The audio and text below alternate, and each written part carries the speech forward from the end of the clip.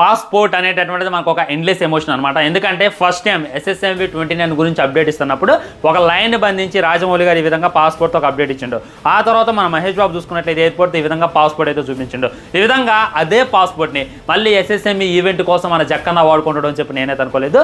ఒక పాస్పోర్ట్ ఎలా అయితే ఉంటుందో అలాగే ఒక బుక్ని అయితే నిర్మించింది అనమాట. ఇది ఎలా ఉంది అనేటటువంటి డెప్త్ డీటెయిల్లోకి వెళ్తే స్టార్టింగ్ చూసుకున్నట్లయితే ఈ విధమైనటువంటి లాకెట్ పెట్టిండు. ఫస్ట్ పేజ్ ఓపెన్ చేస్తే ఈ విధమైనటువంటి లుక్ ఉందన్నమాట. సెకండ్ పేజ్ ఓపెన్ చేస్తే మన రాజమౌళి గారు, మహేష్, ప్రియాంక చోప్రా, పృథ్వీ గారు అయితే కనపడ్డారనమాట. ఆ తర్వాత ఇన్స్ట్రక్షన్స్ ఎలా రావాలి, మీరు కార్ అయితే ఎక్కడ పార్క్ చేయాలి, బైక్ అయితే ఎక్కడ పార్క్ చేయాలి, 18 సంవత్సరాల తర్వాతలే రావాలి, సీనియర్ సిటిజన్స్ రావద్దు, చిన్నపిల్లలు రావద్దు అనేటటువంటి ఇన్స్ట్రక్షన్స్.